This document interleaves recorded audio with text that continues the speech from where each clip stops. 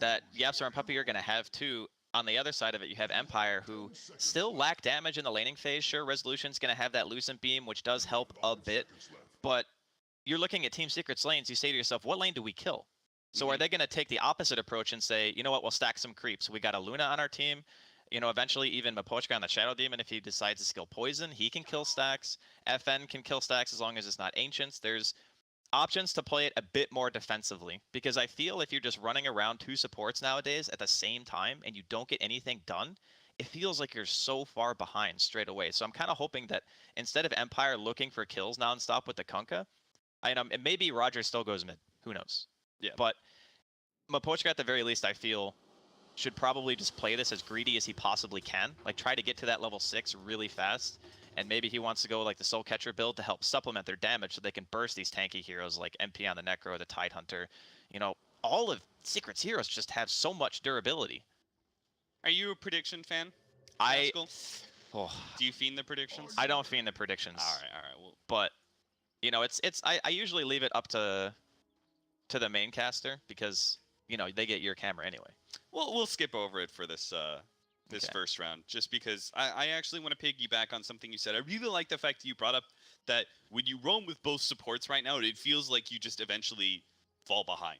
Yeah. And I think that's an important aspect of playing support right now, is that you do emphasize a little bit in being able to find your own farm. Specifically, like, the 4 position's going to run around, and he's going to get a little bit under-farmed, and he's probably going to pick up that tome to kind of boost it up. But as that 5 position, the support that usually sits in the safe lane a little bit more, I feel like it is very important for you to be able to get off at least 2 or 3 pulls in the first 5 minutes, just to be able to get your own source of farm. Because I don't feel like you can play the super hard 6th position as much anymore. You need to have more of an impact as a support than you used to. It's really difficult nowadays. I think that position 5, especially like you mentioned, just having to do as much as you need to with so little, and sometimes just stacking can be enough. You know, in this type of game, Miposhka's already up here with Resolution. Interesting wraparound from Team Secret. A late smoke and a wraparound right as the bounty rune's about to come up. They go for the Gush level 1 to try and beat down Resolution here, and are going to be able to push him back. They do manage to pick up said bounty rune. Still gets traded though. 2 for 2, as in the bottom lane, Ghostic was able to snatch that one away from MP's Necrophobe. So, smoking doesn't actually result in any sort of first blood scenario, nor does it give them the bounty rune advantage. But I'm wondering if Kezu's going to be a little unhappy with having Gush level 1 and not getting that first kill, as he now no longer has Kraken Shell or Anchor Smash to be able to defend himself when the supports end up going on him, which is why it looks like Yapzor is going to try and lend him a little bit of a helping hand. I would still say the situation favors Secret slightly, just because they're able to keep both supports in lane all the time. You're making the support soak experience from the Luna. We talked about the lack of damage that Empire kind of has until FN gets his ultimate, until Resolution gets his ultimate as well. So we're talking about Sonic Wave and Eclipse. Those things are pretty much mandatory to be able to get kills, I feel. And when you're looking at a Tidehunter and a Night Stalker in your lane, the Shadow Demon at level 1 can realistically only disrupt. Yeah. And then you hit a Torrent and you get like maybe a level 1 Lucent Beam, or perhaps he ended up skilling the Lunar Blessing. So that you get some damage from that, but is it enough to realistically kill unless Kezu or Yapzor are very far out of position? Well, thank goodness for that pause. I got to look over at mid, and all of a sudden FN was sitting at 90 HP. I'm not exactly sure how Puppey managed to make that happen, but FN's going to have to back out of the laning phase entirely here, pick up his healing self. He hasn't gotten a creep. Yeah. He actually has no CS. He is so sad, because he's already facing a Viper. Now he's facing a Viper when he's only half a level in, and Viper is 2.5, almost 3. So this is already not a good matchup for the Queen of Pain, and he's going into this game with a terrible start.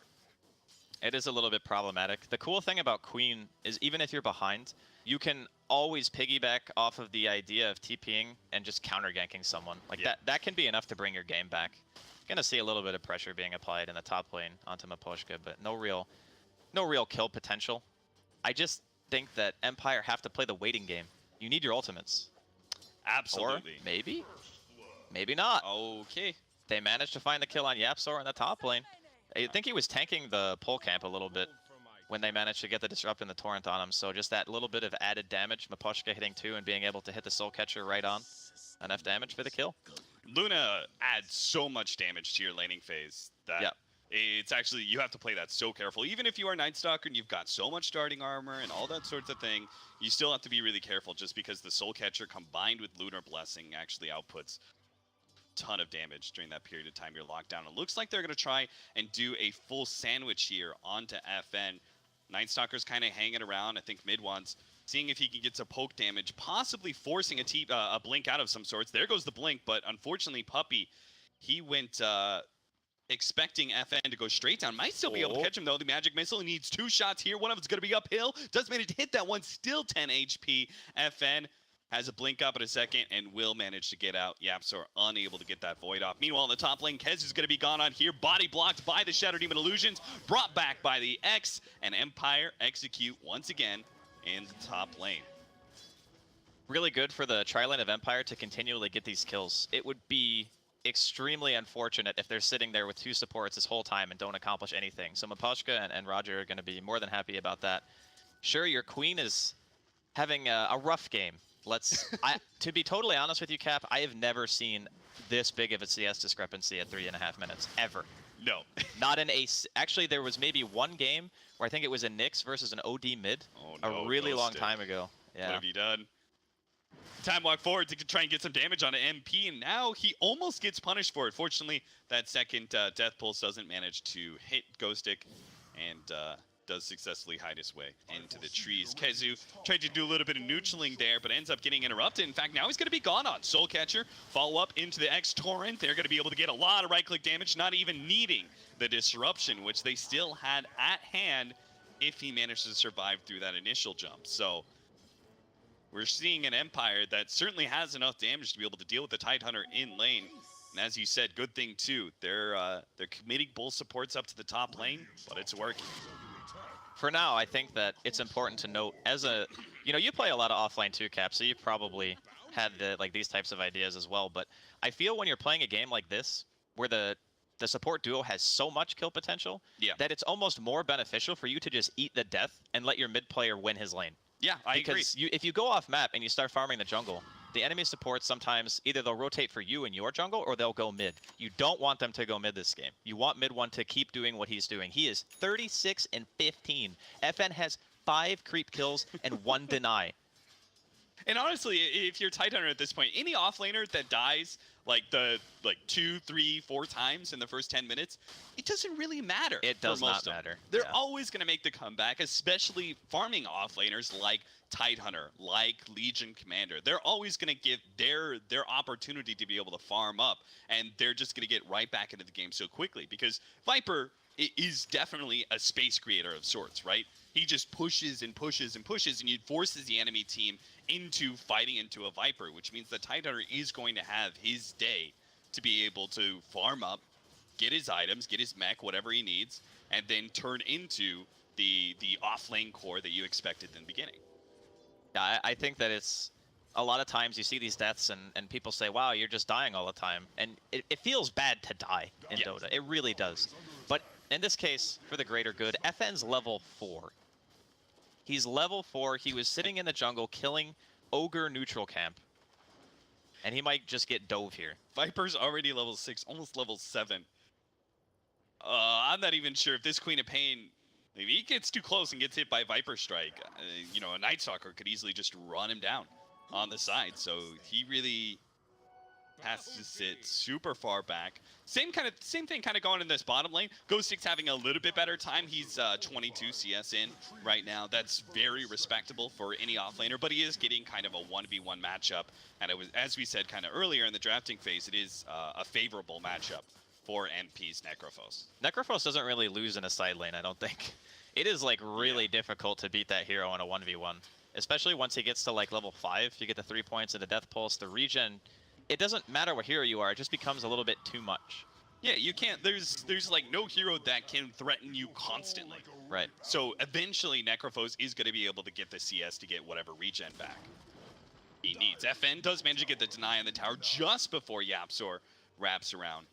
Could have potentially caught him, as he does have a 1-1-1 build instead of the 201. Prioritizing the silence nice and early. We are going to have a TP coming in here. Roger is deep behind the tower and could be countered by TPs, but the first one in is Puppey. He immediately gets disrupted. Yapzor is going to wrap around from behind and manages to catch Roger, slowing him down, hopefully enough for his team. Yep, there goes the Gush, and mid one will gladly take the kill. Not like he was far enough already, 58 and 18. Now he gets an extra kill to it. It's really cool the way that Secret played that because they... Look at bottom. Okay. Nice setup by Resolution, but... MP does manage to get into the trees, and now they're going to have to throw down the Chronosphere as well. That's two really big, long cooldown ultimates to kill MP's Necrophos. I'm sure it's a little bit worth it, but you would much rather have just only had to use one there. Definitely preferable to not have to use both, but it kind of feels like if you're going to throw the Eclipse, you may as well throw the Chrono, because where's the damage if you just Chronosphere? And, you know, Resolution's ultimate isn't up. True. So I think the movement from Empire here is on point. They saw rotation towards their safe lane, and they go, okay, we don't really want to fight here against mid one's Viper right now. It seems a little bit risky. They showed they were willing to TP on the side of Secret because the mid tier 1 is dead on Empire. There's no reason really for a mid 1 to kind of sit mid anymore, so they're just looking at, right now it looks like a pick. As mid 1 and Puppey are currently smoked up, potentially looking for something, and they're kind of also waiting on Kezu to hit his 6. So once that happens, I would imagine that Secret keep applying this tower pressure because that's what Viper does best. He hits the tower, and you look at a Viper and you go, well, he's probably going to get this kill here on Kunkka. Yeah, Roger, especially with the extra vision coming in from Puppey. They just need one more shot, and they get it. So that may have signaled that they do actually have that aggressive mid ward. Meanwhile, top lane, Kezu being chased down. Resolution does have the beam coming up. They managed to get vision for a second. Kezu diving into the trees, but is now in open field. Will be caught. The final nuke does manage to bring him down. So Kezu just seems to get very little respite. Just constantly pressured. I have to say, though, I think Resolution's doing a fantastic job. Like, he read the fact that, hey, my mid laner, this Queen of Pain, who's normally the one moving around and creating space for you, not going to be able to do so. I need to create space for him, but I can't go to mid lane. Let me go bottom. We get that kill. He goes back up to top. They kill the Tidehunter again. They're pretty much doing the only thing they can that's available to them with their mid lane being so utterly shut out. Very reminiscent of the old era where we used to see a lot of safe lane gyros, and they would get level 6 or 7, and they would just instantly TP and try to get a kill. So kind of bringing that logic into the newer age of the safe lane here, but still not really that big of an advantage in regards of overall net worth, even with the, I would say, pretty gigantic mid difference in overall CS. Obviously, Queen of Pain has a bit more flash farm potential. You got the Scream, you can blink around, you can hopefully control the runes a bit. He does have his ultimate here, looking for MP. He's standing in a good position, though.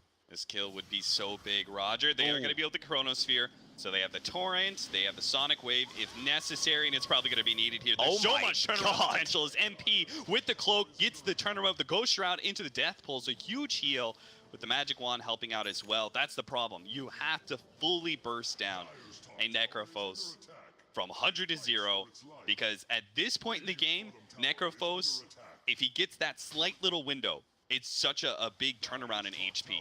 Right, because it's 50% extra with that heal, and then combined with the Magic Wand, you easily get at least 300 HP, which is like half a hero pool at most times. That is just ridiculous. They drop double ults, and he's at 70% health after the Chrono wears off. Yeah. That's got to feel pretty bad for Empire right now. You look at that situation, you lost your tier 1 tower, you go for a kill on the safe laner, it doesn't work, you drop 2 ultimates. Kezu's does have Ravage here. They see him and they just run. They're like, nope. They thought it was going to be a potential kill on Necrophos. Turns all. Have you been seeing some of the Necrophoses lately, by the way? I played a game with MP, who's been spamming it a couple times here in pubs, and Matumba Man as well. They've been getting Radiance, like second item. I think it has a lot to do with the fact that the hero just wants to deal damage by existing. Like, a lot of the time, you don't really scale Necrophos in damage. You typically scale him in survivability. So when you think of it that way, a hero that lasts a long time, Radiance is just going to be good on. And the hero benefits so much from just the healing potential of having, like, Death Pulse. It sometimes gets you kills in team fights. You pop your Ghost Shroud, you're healing for just insane amounts. So I think there's a lot of synergy, more so with the new Necro than the old one. And you've got the miss percentage as well. Roger, it's going to be gone on here. Void, Magic Missile, should be a pretty easy cleanup kill for Team Secret. 3 to 5, 12 minutes in with a 3K gold lead, and towers are beginning to drop. Empire's losing a lot of map control very quickly as now these cores are fully online. Necrophos has his big magic defense with Hood of Defiance, so he's got that shell. Viper is near unkillable. He's got 1500 HP with maxed out corrosive skin, so magic damage does nothing to him either. And Tide, classic Tide, even if he doesn't have the levels or the farm, can kind of just sit in the front. He's got Ravage. Will pop it when they end up going on him. So pretty much all towers seem to be going uncontested. I don't think Empire can actually stand against that. All they can do is just push the other side of the map. They need the kitchen sink. They just need to dump everything.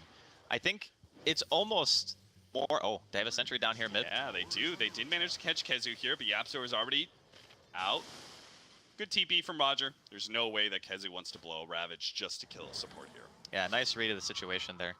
But I was going to mention, I think they want the Kunkka to hit 6 because they actually need boat damage. They need damage so badly that their support Kunkka needs to hit 6 before they take a team fight. Like, that is a rough situation. We're going to be seeing Pipe most likely finished on the Necro at some point. Looks like he's going back right now for just the Rod of Atos. But oh, I love that item. Yeah, love it. It's fantastic. Disruption, Soul Catcher, but the Tidehunters here, they're going to try and burst down Puppey. They do have the Ravage available. Kezu's going to hold on to it, though. The FN blink out just in time. MP TP'd onto the Shrine, meanwhile, and is going to be able to find Miposhka, and that's guaranteed kill. Reaper's Sight is successful in bringing him down, so a little bit of extra death timer as well. Necro, man, what a hero. You cast all your abilities, and if you get the kill, you're back at full mana anyway. Yep. It's as if nothing ever happened, Cat. Yeah, you just gonna keep running around and keep killing things. Oh, it's so hard to play against that hero, just because you have to commit to being able to fully kill him. If you don't, he's just gonna farm up and get up to full HP, whether he gets a hero kill or a bunch of creep kills. He just kind of goes and goes and goes. He's an Energizer Bunny. It was the perfect pick for this situation as well. Like, Secret read the draft perfectly from even the second to third pick. They just realized, hey, if we have super strong lanes, Empire are gonna really struggle until they have all their ultimates. Gonna see a big fight here, though. Roger trying to get up to his shrine. They're just gonna leave him behind. Oh, he's not gonna activate it. He knows it's a waste. He knows he's mega dead. You run into that many heroes of Team Secret at this point in the game, there's no fighting it. Just have to go somewhere else, and that's exactly what they do. Resolution goes to push out top, and we have our Faceless Void Ghost Stick pushing away at bottom. This is the ideal situation, I think, for Empire, is if you get away with just losing a support and you're allowed to have cores on opposite sides of the map hitting creeps, that's about as optimal as it gets, given your start. So now it's going to be, do we fight the Roche, or do we choose to fight the Tier 3? It can be pretty dangerous to go into a Roshan fight against Secret, given their lineup, and like the sustain of having MP, you have the saving mechanisms, although Puppey is not quite 6, he's very close. I'm really curious to see how Empire decide to go about that. Do they actually want to contest Roche with all of their ultimates, or do they say, high ground's the best shot we got? Well, it looks like Secret aren't going to give them much of a choice here. Because the cores are on the side lanes, they're going to force high ground here, see if they can actually force the cores back, and it becomes, in a way, a game of chicken to see if you can successfully force the cores back as you attempt to go high ground, or if you're going to be caught trying to play a little bit too over-aggressive. They do manage to force most of them back. Resolution stayed up in that top lane with his Mask of Madness. Gonna hide in the trees and wait for another opportunity to push out top. Meanwhile, Empire are looking for a chance at a pick-off. Unfortunately, this Torrent isn't gonna land on Puppey, and Secret do protect themselves enough not to bleed any hero. They really gotta make sure of that. Oh, well, I guess it wouldn't be that big of a deal if they lost the support. I was gonna say because they're like 5-7K up, but they're actually only probably 2K. How are they doing this, Draskell? Okay, so the biggest thing about Viper, and this happens a lot, and he has one of the biggest stigmas of win the lane, lose the game. You know, that used to be the saying, right, for Viper, because what he does is he sits in the lane, he's very hard to deal with in the first maybe 10 to 15 minutes, but what happens nowadays is that you start transitioning out of sitting there and just being this unkillable flying snake into killing towers. And when you're running around the map with your team, you're not hitting creeps. They're going to drop a chrono on mid. They're going to get this kill on Kezu as well, so that means no Ravage. He's up in about 30 seconds. Not sure if Empire are going to pursue this, but this happens a lot to heroes that dominate the lane that don't have flash farming capabilities. So like Razor and Viper and these other heroes. The enemy mid has wave clear, and you don't. So eventually they just get creeps. You're running around the map with your team hitting buildings. And this is why, like, the Ludo is such a great pickup, right? Because it does clear through waves so efficiently as a carry. Our Queen of Pain is beginning to pick things back up. He's sitting at 5,800, right next to MP at 6K. Like, things are beginning to look okay for Empire. They are going to have this awkward timing, though. They just blew Chronosphere, and, well, I guess that's the only long cooldown ultimate. It's just Chronosphere. Tidehunter is back up, so we'll see if Secret want to force a fight somewhere. I'd say that's probably the optimal chrono. If you can get Kezu and prevent a swap, that's the best initiation I think you're ever going to get. They're just going to go again. Apparently, Kezu's just not going to be able to get his Blink Dagger that he's so close to. I kind of want him to just go back to the Creep Wave and see if he can get it, but it's not going to happen. Soul Catcher and gets brought down. Did you mean mech, by the way, when you said Blink? I did.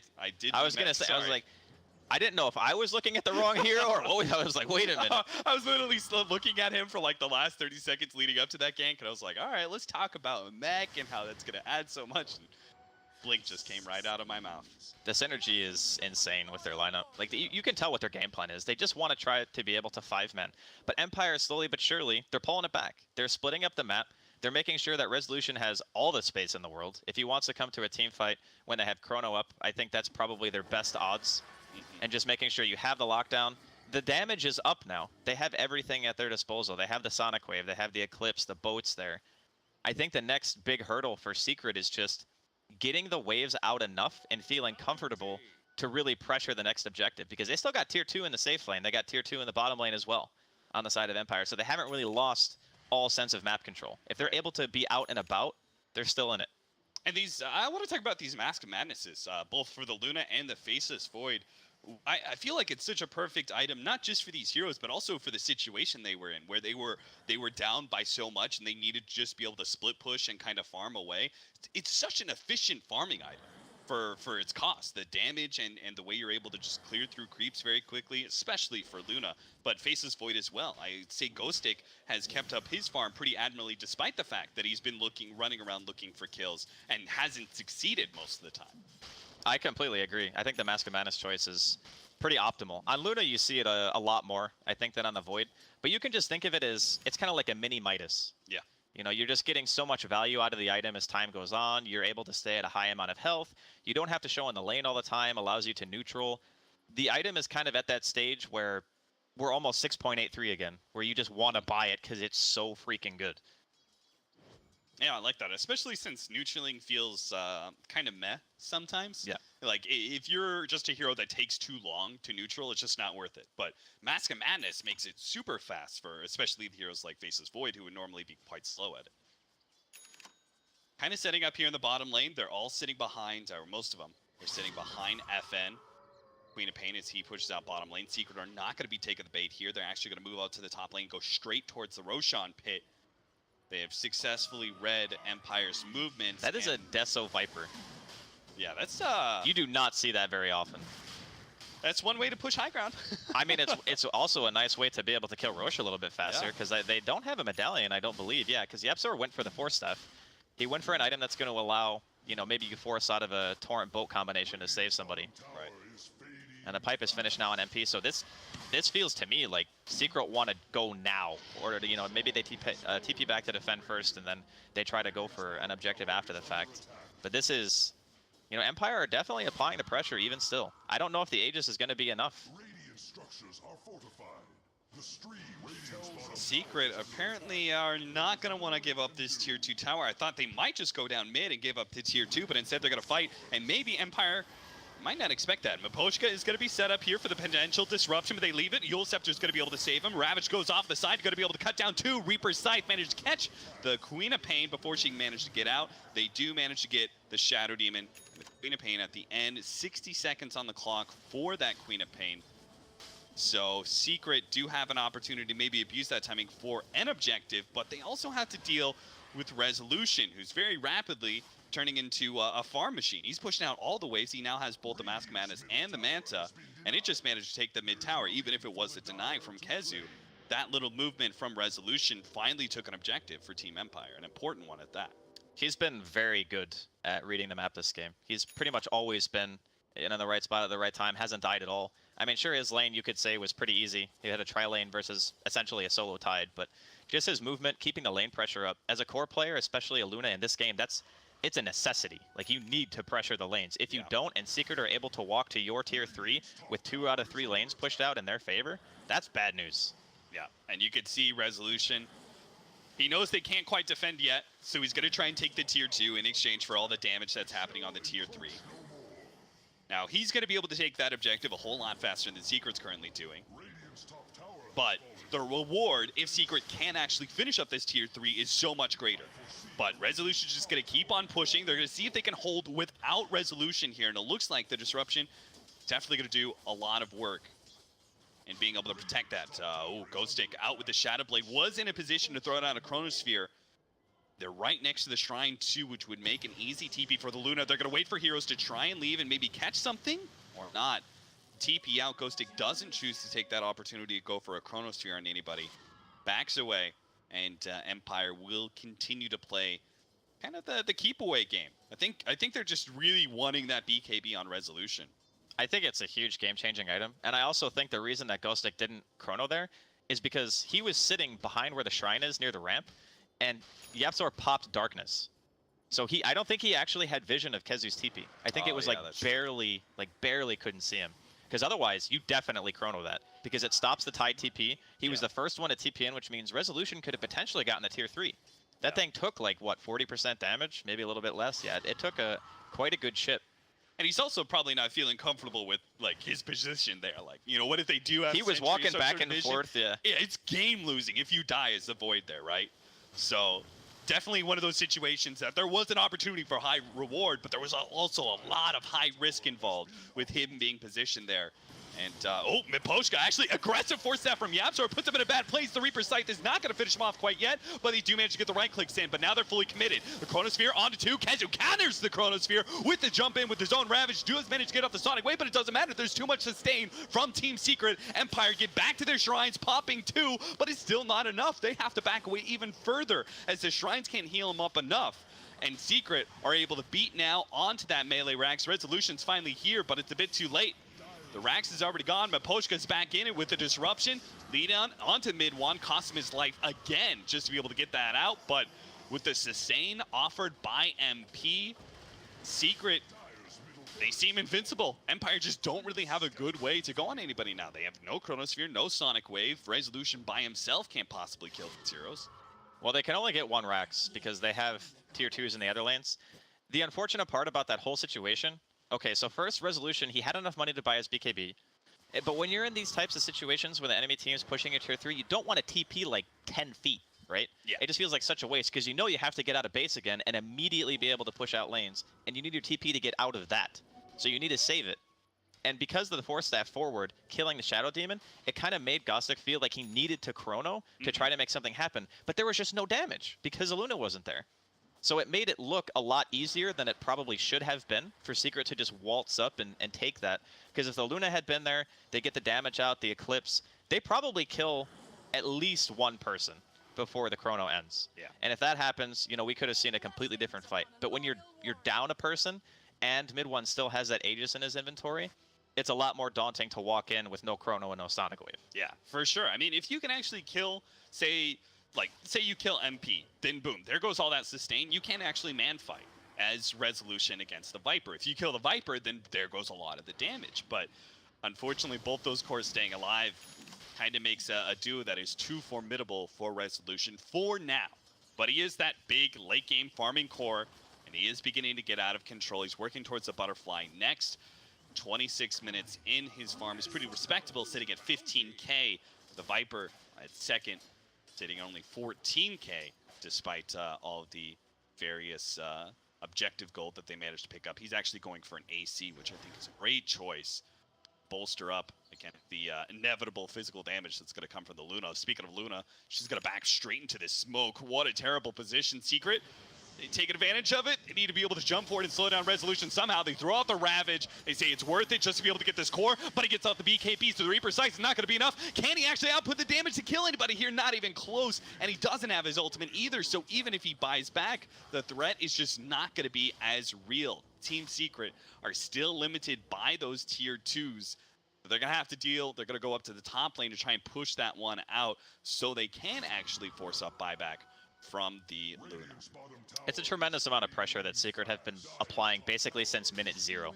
A lot of it you could go back and say, sure, if FN didn't have such a struggle of a laning phase, maybe they could have impacted the game a bit more. But you have to still say, Empire's recovery in regards of overall net worth was admirable. Like, they overcame one of the biggest mid discrepancies I think I've ever seen to bring FN. Like, he's not top of the net worth, but he's in a really good spot considering the circumstances. And yeah. The unfortunate part is Resolution popped everything before he died. So now this defense is going to be, I don't want to say impossible, but it's certainly not going to be easy. No BKB, no Eclipse, no point in buying back, that's for sure. And it seems like Secret are going to let up on that push. Spend a little bit more time farming. They've got some big items coming in. Looks like the Reaper's Scythe is going to be, Reaper's Scythe, Jesus, Aghanim Scepter to upgrade the Reaper's Scythe. It's going to be coming in pretty soon for MP. That Assault Cuirass is also a huge upgrade. The Roger and Empire do manage to come forward here. They get the X onto the Viper. Is this really the hero they want to go on? Not really. They got a poke and prod. They do manage to get the Chronosphere. They'll swap back down the clip, but they are going to be able to blow up at least one here. Now MP, the next target does pop. A little bit ethereal to help him against this physical damage. Resolution puts forward. He's already down to half HP. It's getting a little dangerous. They need to try and finish up MP. The Reaper Sight goes down, but the BKB is still up, just barely. Resolution gets away, turns around, gets a little bit more damage out, and now it's just a full-on chase for Empire. Finally, they've won a team fight, and they need to catch as much as they possibly can to make this all worth it. Looks like Kezu is eventually going to go down here. There's no real escape for him, so they're going to be able to get 3 kills off of that team fight. A huge swing to the favor of Empire, but if they're not careful, they may actually lose a hero of their own here. Yaps are unable to get off the silence, though, against Lincoln. That was a very, very good timing for Empire because they didn't have Ravage yet. So, like, if Ravage was up for that fight, you saw the way that Kezu blinked in. Yeah. He had really good positioning if he had his ultimate off cooldown, but unfortunately it just wasn't the case. So they were able to take out MP. And I didn't really think about this before, but time dilation destroys Necro. Oh, it does. Like, you wanna cast Death Pulse a lot during team fights. It's only a 5-second cooldown, and that's before the talents that let you lower it a little bit more if you choose to. I think it's his 25. Yeah, so like by 1 second. There's not really a good, like, if he gets Lotus Orb, he removes the time dilation, but it doesn't really do a whole lot else, right? There's not any huge single targets that you're going to be blocking away. You don't want to go BKB because it affects your Ghost Shroud. It's kind of like just not a real good winning scenario for MP. He's just kind of always going to be screwed over by that. You just want someone else, like maybe, you know, Puppey gets it, maybe Yapsor eventually buys one, but he does also have a Glimmer in his inventory on top of that. So they have methods of saving, and it took a lot to take down MP, even, oh, they're going to catch FN here. He does not have the silence, though. Obviously, to throw the silence down to block the Lincolns. They are going to be able to get the swap back, though, so maybe they can kill him. Yule Scepter and a blink. Not forward. To the other side? No. At least you can say you're going to be looking on the bright side for Empire. He didn't get Reaper Scythe. He didn't get Reapered. He also managed to dodge the Viper Strike and the stun with a single Yule's cast. That was definitely cool to see. But yeah, you're not getting away from that. That's just troublesome. But in the meantime, another Roshan sneak. This time it's going to be from the side of Empire. They're not killing it super fast, but they have a tier 2 in the bottom lane. So if Secret were to contest this, they needed to be here a little while ago. Yeah, the exchange is not that bad, right? I'd say it's actually better, yeah, to be honest. Because, okay, you have an Aegis on Resolution. He can just go in, you know, YOLO, doesn't have to pop his BKB. And then, Jeez as well. Yeah, this is a, I would say, they don't get caught. Yapsor here does manage to stop Boshka. That's one. Ghost Stick. Looks like his Shadow Blade is going to be enough to get him away. Just barely, though.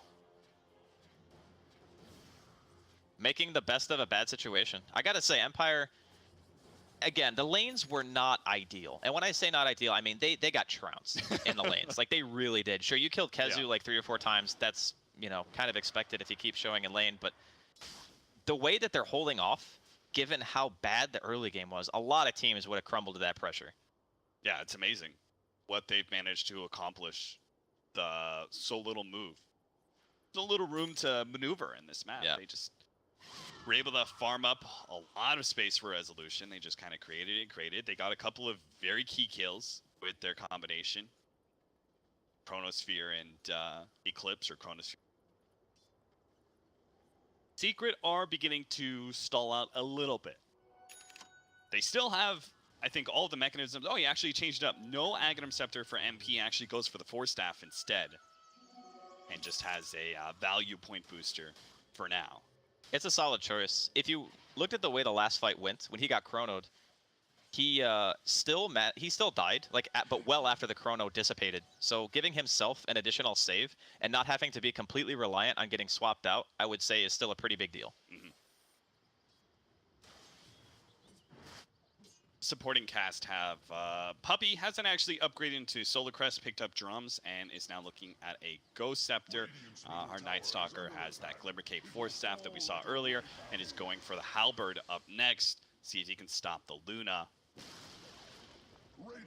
I really like the new change of the Halberd and being able to disarm before BKB, especially since you know with a hero like Night Stalker, you can actually move pretty far forward and get that Halberd off.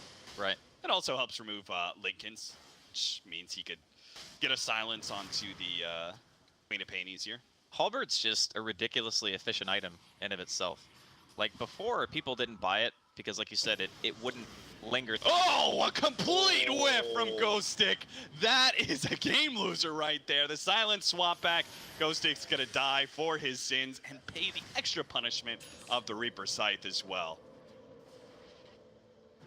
So I'm not. They didn't have a high ground ward either, right? Like they didn't get dewarded or anything. Yeah, just... there's no sentries. He just went for it. That is, whoo, that is aggressive, to say the least. Yeah, it's very unfortunate. He saw them like farming up when the creeps pushed it. He saw the heroes into position, and he was like, "This is my opportunity to be able to catch the Tide +1." Right. And then. It happens, you know, every once in a while you think you have like this play opportunity and you go in and it just doesn't quite go the way that you want it to. So I actually oh, close. Almost stops the yeah, but not quite. I can't imagine the pressure it must be, because I mean, Dreska, you played initiators, right? There's a lot of pressure on you. It's rough. To get the big ultimate. Your team can't guide you in that regard. You just have to kind of trust your instincts and go for it. That's already a lot of pressure in regular games. I can't even imagine the pressure of playing TI and playing an initiator like that. I wouldn't want to do it. Yeah, me either, man. Well, maybe. I think it's TI, I'll take the money. I think it's important to remember why you have to initiate the fights. I think that's what makes it like the great initiators, because they understand how their team functions. So in this case, Resolution walks up to a tower, he gets disrupted, he pops his Manta, they get free chip damage. In that game, the Void doesn't have to go first. Yeah. The Void can wait, because if you are sieging with Shadow Demon Illusions, those things are crazy tanky. Resolution's got Butterfly. Like, look at how long it takes. He just walks them into a full creep wave and 2 heroes, and they're still alive. Like, this is why the Void doesn't have to go in, because they can continually do this over and over and over again. And sure, they're not as good against towers as they used to be, but it still deals damage. Funny how the creep wave, when looking at these tower defenses, normally they're helpful, but in these situations, it's almost bad. It's really bad. Just because the illusions sit on the low ground. Nice swap back into the Reaper's Scythe. It's just going to be the Aegis, though. And Empire are all set up, ready to go with the Chronosphere. BKB popped immediately. They're going to go for the Eclipse. They do manage to catch Viper with the Chronosphere. They're going to try and bring him down anyway with the bolt and the full combination of the Sonic Wave as well. They will manage to kill one core, but now they've caught Resolution underneath the tier 3. Kezu throws down the Ravage, only catches the one there, but it looks like they are going to be able to chase down a couple more heroes. Poshka, he's certainly dead, and looks like that will be all. The rest of Empire are able to get out. So that costs him an Aegis, plus the death on Resolution, which is going to stall up his farm a little bit. And they didn't manage to finish up either tier 3, which would have been a huge swing if you can unlock those shrines and give yourself even better opportunity to control that Roshan pit in other areas. The most unfortunate part about the team fight for Empire is mid one didn't have buyback. Like, if they had managed to get out of there, and the Ravage hit Resolution at such a perfect time that he couldn't get off the cheese. If he popped the cheese, there was turn potential because his entire team was behind him. But as soon as the Luna drops, you no longer have that really durable front line. You can't afford to be sitting there anymore. So they kind of just lose, 1 or 2 extra heroes on top of that. So it gives Secret a bit of breathing room. But that mid tower is basically dead to rights. If Empire walk down mid again and they're able to get to that tower without Secret taking something somewhere else on the map, it's gonna die. And I still think that, like you mentioned earlier, there are a lot of nerves because most of the time, you know, maybe Resolution just wanted to use his Aegis, and maybe that's why he walked up to the high ground. But with a Shadow Demon, it's been a while since people have played this hero a lot competitively, but you don't actually need to walk to the high ground. You can just Illusion Siege forever. And if the enemy team doesn't have a way of jumping you reliably, they will just eventually get whittled down. This sustains. As a result, Secret, they managed to win that fight. They're up by 6K, but they are not really having the same control of the game they once had. 6K gold lead is nothing at this point in the game, especially when you're facing such strong scaling heroes like Luna and Faceless Void. You're beginning to get some bigger items. You say the Shivas, for example, on FN. He was looking at a BKB earlier, but opted for the Shivas instead. Kind of help out against some of that physical damage and minus armor coming out from the Viper. Faceless Void with the Diffuser Blades, some huge upgrades in damage. They are going to find a free pickoff here on Roger.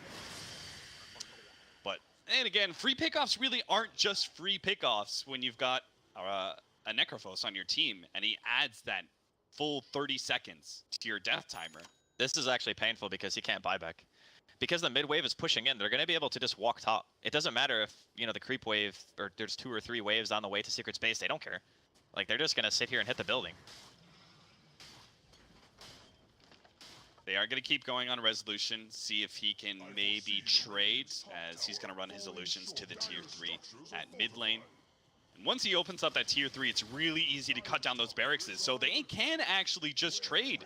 I think they could even go like 1 for 2 if a Secret don't actually back up. The TP got canceled. TP got canceled. Viper ends up getting caught in the Chronosphere. Ghosty is going to back out. They don't get a kill out of that one, but they do stop the TPs, and that means MP is completely undefended. Resolution just brought him down. He's actually going to be able to take a full lane of Rax here. The TPs are slow to come through, and Resolution will take those 2 down. He's going to make it out. BKB TP out, and he's away. Just like that, MP bought back and everything, but he didn't even have the Reaper Scythe up, even if he was there to stop that TP. What a huge play. They lost at tier 3, but they killed 2 tier 3s and took a full lane of Rax for Empire. They forced a buyback. Yeah, they forced a buyback out of MP. He TP'd in the front. He got Soul Catcher eclipsed. He just got evaporated. You can't pop Ghost Shroud against that. Like, you just die. That was an insanely good TP cancel. I'd say if that doesn't happen, there's no feasible way that Empire are able to play that the same way. As soon as they saw that TP, they were probably just like screaming, we cancel the TP, just go, just hit the buildings. Force them back. Luna, probably, I would say the fastest base killing hero in the game if you have the tier 3 exposed. Like, Tiny does a ton of damage to one building, but Luna just hits all your buildings at the same time. Yeah, just as soon as the tier 3's gone, all of a sudden it's like something's just unlocked. And then Luna just hits one building and it bounced to all these other buildings.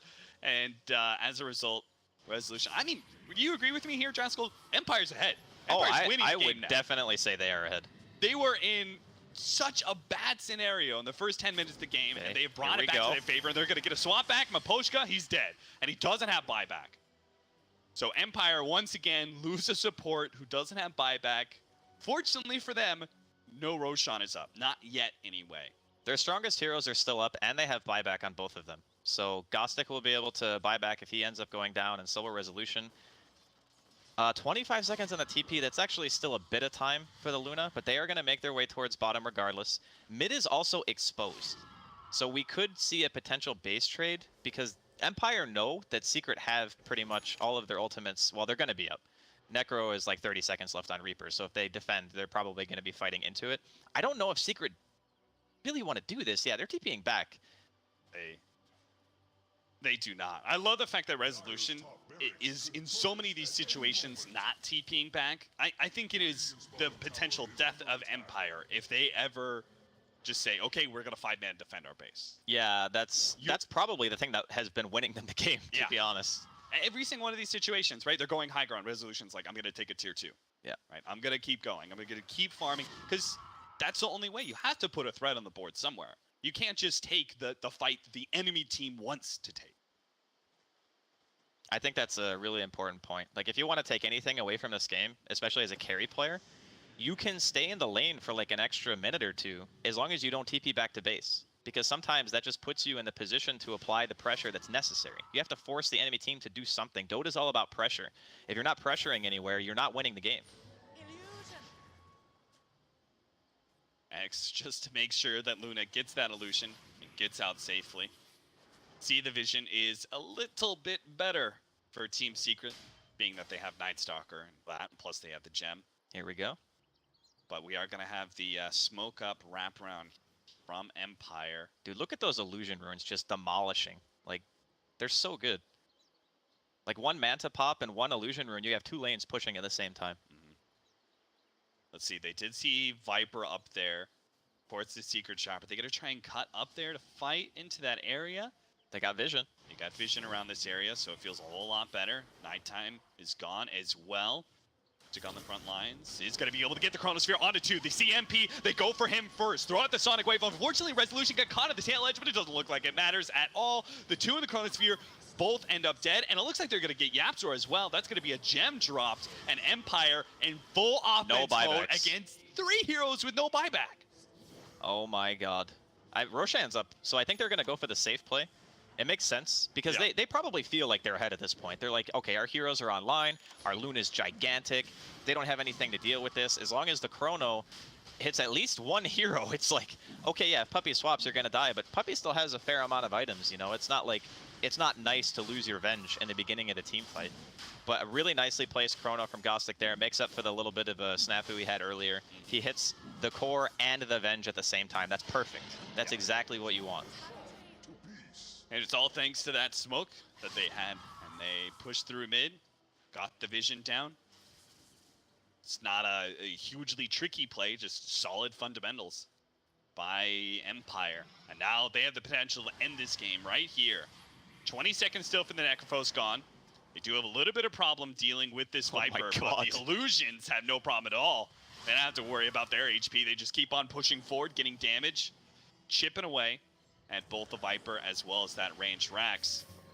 They've got time, plenty of time with this Aegis. X and a Torrent, but no Chronosphere to lock down that Tidehunter, and I think that's really where Empire need to bide their time. They can actually have the Chronosphere up again, and if they get the right kind of initiation, I think the game just is over for Team Secret. I don't think you can fight anymore. It could be. It could very well be that. The MKB on mid one has been enough to force them back. The combination of having the Butterfly and the Illusions on top of that was really annoying because they didn't have any reliable way to bypass the evasion. But now that the Viper has that MKB, and he's got the Hurricane Pike plus the extra 75 attack range, which you don't really see a whole lot, but when you're on the defense, it feels like the better choice, because you can stay, you know, the farther away you can be as Viper, the better, while still hitting somebody. I think he's probably the last bastion that Secret has for this defense, because MP had a fantastic lane. He crushed it, right? But he can only do so much now. If he's chronoed every single team fight, and he's eating like a Soul Catcher and an Eclipse, you can't really do anything about it if you can't buy BKB, right? Yeah. Which we already talked about earlier. You don't typically want to buy BKB on Necro. Yeah, because then you can't actually use Ghost Shrouds, so very awkward. And just look at the lanes. Like top lane, there's just Illusions already. Yeah. Just beating down the creeps. Mid one actually ferried himself out a salve just so he didn't have to go all the way back to Fountain because he wanted to push out top lane because he knew that like they're just going to get hemmed in. Right, so he goes and he's like, every little second counts. I need to push out this top lane. But even that little bit of extra effort by him is immediately just reversed by the fact that Resolution is able to have his Manta Illusions push out that top lane. Now Secret are actually pushed in on all three of their lanes. They've got double Siege Wagon beating on their mid-racks right now while the Illusions push in through bottom. This is the absolute ideal situation for Empire. Got everything going their way. Now can they just close that out? Here comes the BKB Chronosphere. They're going to be able to get the Viper, but there's a little bit of a ravage there. Does manage to control some heroes, but not the BKB Resolution. That is the big threat. And that's why the Tidehunter almost dies to him, but fortunately the swap back managed to save one core, and Tidehunter tanky enough to live through the other one, but the Raxes just cannot be saved, it looks like. The Glyph provides a momentary respite, but the Bouncing Glaze are going to rip him to shreds, as well as the heroes in the back lines. MP is still having problems with them, and Resolution goes straight for the throat. He wants to finish up this last mid lane of Rax to get the Megas down. They manage to get Kazu here into the Torrent. Resolution does just a little bit of damage to finish him off. He looks like he'll lose his life finally, but that's just the Aegis. They do manage to bring down the Void. Maybe with a supporting cast, can they bring down Resolution? They just can't quite catching up to him. Miposhka gets caught out. Mid one managed to finish him off, but they really need this Resolution kill so badly. Torrent onto 2. Beautiful play there from the Kunkka that's going to slow down a lot of these heroes, but it's Resolution. Finally gets caught by the Gush, immediately reverses that slow with a Manta, and they give up on the chase. Yes, Secret held ever so barely with just a range Rax at 400 HP, but they didn't get anything big that changes the nature of the game for them. And even with those 2 heroes dead on the side of Empire, there's no Roshan. And now they got to push the lanes out. That's really the problem. Like, they need to kill creeps. The Luna and the Illusions just pushing side lanes all the time. It's slowly but surely just kind of choking them out of the game. They're not able to find as many opportunities to take fights because they have to worry about, like, mid one bought a Maelstrom. Oh, they need this kill. They need this kill so badly. YapzOr ran into an Invis FN and they got him.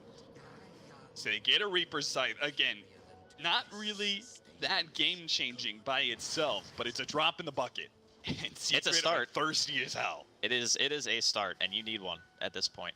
You need heroes off the map, especially the heroes that kill the creep waves the fastest. So the Queen of Pain and the Luna are the 2 best at just shoving out the wave. With those off the map, that is probably the best thing that Secret could hope for.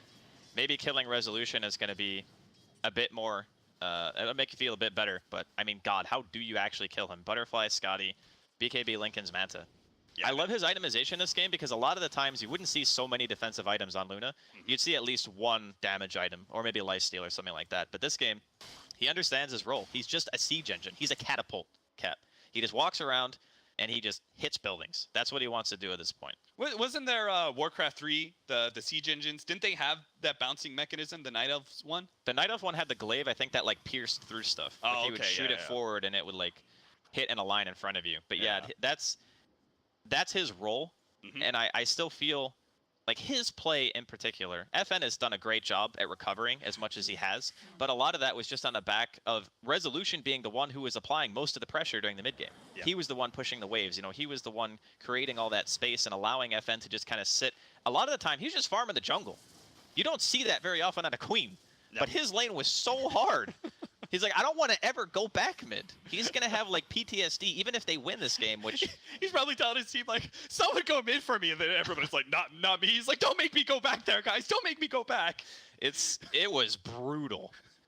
But yeah, Empire, just fantastic hold this game. The TP cancels on top lane, allowing them to counteract, just bringing themselves back from the brink of defeat. First game here on the TI stream number 4. Definitely a doozy. So he just picked up the Scotty, right? That was his pickup in like the last 2 minutes. Or yeah, he got it after our most recent fight, and I think he also got level 25. I know I was watching; he was pretty close to it earlier. So that's plus 40 to all stats that he didn't have before. Those illusions are gonna be. Mid one's the only one who can kill him. Like the death pulse doesn't really. It does some damage, but it's not super impressive by any means. And plus, if MP walks forward, he's just going to get chronoed. I mean, that's the really scary part. Mid one is the hero on Secret who has the best chance of walking forward and not just instantly dying. What do you do as Secret here, right? You're always being pushed in with your lanes because you lost so many barriers. You can't really team fight Team Empire here. Your game plan. You're in Puppy's chair right now, Draskell. What do you say to your team? What's our play? Well, you definitely need to be able to smoke. I think mid one has done the right thing by itemizing for the Mjolnir. It's necessary. Like, if you don't have this item on Viper, you just don't kill creeps fast enough. So you need to at least push out one lane, and then you need to try to go for like a YOLO smoke and maybe wrap around on Empire, find the back line first. Try to kill the heroes that do the saving before they can do the saving. I mean, it's obviously easier said than done, but you can see YapzOr is drawing like a little squiggle on the map. He's like, I want to go around. I want to try to find them while they're not in the perfect siege position. Are you willing to use, say, Reaper's Scythe to cut down the Faceless Void? Oh, absolutely. Right, stop You that want Chronosphere. the control is probably the scariest thing. Yeah. Because what happens a lot of the time during the fights is first Gostic will cast Chrono, and then Kezu will come in afterwards, and he'll be forced to Ravage. Like, he needs to after the Chrono comes out. But the problem was when they were defending bottom, the two heroes that were in the actual Ravage range were BKB'd. So he's just, he Ravaged anyway, because, you know, you want to try to do something, but it just didn't end up being that effective. Right. So if you can get your spells off before BKBs are popped, before Chrono comes out, you absolutely Reaper a core. I think you have to. Secret, somehow, despite always being pushed in, not really having... I mean, at least they still have this Aghanim Scepter gem, so they do have some sort of vision advantage in these fights, but they've got to find a way to be the initiators, right? They've got to be able to get a Ravage off before the BKBs go down. It's See if so they can hard, stop man. the Chronosphere. They do have some vision here. YapzOr spots a couple of heroes here. Running forward with his Glimmer Cape, but they're going to pop the Ravage here. BKB goes off first, so Kezu is going to be target of this Eclipse. Meanwhile, the Chronosphere does actually catch a couple of heroes. They manage to cut down the Shadow Demon. That's really worth it for the Chronosphere. He does manage to get off one Ravage, throws down the second one, controlling up Resolution beautifully. Can they bring him down, though? He's half HP. Pops Manta, rips Kezu a Sundal. It looks like it doesn't even stand a chance. Secret just fall to all this physical damage that Resolution is putting out. He finally gets the kill off the mid one. As the Lightning bounces it around, they do manage to kill several of these heroes and maybe even catch FN. They're trying to chase him down now. Gets the Void. Oh no, the Linkage, it wasn't up yet, but it looks like he's still managed to get himself away. The base is under siege from all these super creeps. Fortunately, the Ranger Axe is still alive at only 97 HP. So even if Secret do win that fight, I'm not sure if they can force buybacks. I don't think they can force buybacks. Definitely not. I mean, they almost just lost their Randrax to Illusions. That's not good. That Rex does not regenerate. As our good friend Grant, who did not make it to TI, he would say unhealable damage. Unhealable damage. Yeah, it's definitely rough. But being said, the team fight actually went pretty darn well. They're not going to be able to find YapzOr here, but that was also the reveal of the Refresher, right? They get the Refresher Ravage 2 times, comes out. They swap mid one into a position where he is just sitting as far away as possible, just blasting people. Like, he is just hitting, and he has a lot of offensive items. Like, almost everything in his inventory helps him deal damage. So in that case, it was like the ideal situation, right? You get your hero in the back line doing all the damage. The people that you want to die first kind of died first, and Kezu got his spells off. So they may not have been able to force buybacks, but they did at least get the Roshan. They're going to get the Aegis for MP. YapzOr got the cheese. Certainly adds a lot. Now you don't have to worry about MP getting bursted down. Oh, look at FN. Yeah, he's going to go for it. And I don't think they're even going to be able to kill him. Swap back. That's going to help. Oh, doesn't actually blink over the cliff there, so he's going to be stunned up. The Reaper Sight, they tear. Oh. Yeah, they do bring him down. 120 seconds, but he has buyback. That is certainly worth it because it's going to force Secret into a push, right? I don't think they can play the late game against Mega Creeps. Definitely not. I mean, unless Puppy wants to transition into a core and buy his own Maelstrom. Yeah, he needs a lot of items to get there. There is just so much lane pressure now being pushed the way of Team Secret. They can't... It's really hard to get out on the map being like even a Rax or 2 down against the Luna lineup when they're able to just freely walk around the map. But being Mega'd is just an entirely different beast. Your supports can at least push out waves against super creeps. Right. Now, they can't help you at all. Always got to be a core. So, Secret, about to go for the all-in. They have to force this buyback out of the Queen of Pain and still make a successful team fight out of it. And they're also playing into buybacks. Like, yeah. The only person on Empire that doesn't have buyback is the Shadow Demon. Everyone else has buyback. And that's typically what you see when you take, you know, a set of racks or 2 In this case, they've obviously fully raxed. Straight for the tier 4. Jump in. Ravage managed to catch the support as well as Resolution here. Sets up for the second Ravage. Unable to get off as BKB goes down first. And that means with the controlling Chronosphere, they're going to be able to bring down both MP and Mid-1. Mid-1 gets swapped out. More damage onto Ghost Stick. He's surviving for a while, but eventually he does go down. Buyback. And let's see if he can boots a travel in onto Puppey. If they kill Puppey, he won't make it in, but they do manage to get it out. Mid-1 fights up. Meanwhile, the Reaper Scythe goes down on Resolution, but it's not enough. Mid-1, he needed to help out on that damage, but he's not able to get there in time, so Resolution gets back to the base. Now it's just Mid-1 and his 2 supports pushing into the 3 of Empire, who are able to play it slowly and play with the regen that the Fountain offers. One tier 4 is about to drop. FN comes forward, just a little bit of poke here. Ghost Stick. Oh, he's actually gonna die. Okay, now it's a 3v2, but Resolution's also going for the throne. He's just going to straight for it, and their Lincoln's there to be able to stop the stun. They don't have enough damage to be able to bring this down. Resolution's just going to end the game, and Team Secret can't stop it. Resolution does find a way to just end it outright, but Secret, at least they made it one hell of a game towards the end there. My goodness, that was hectic there in the last couple of seconds. I actually think that they would have been able to take that if the tier 4s were still alive. Yeah. Because Mid-1 did a ton of damage, right? Like he itemized, had the Mjolnir, the MKB, the Deso, AC, had tons of attack speed. Good way of sieging buildings. A close one though, a definite nail biter. At the end of the game, Empire only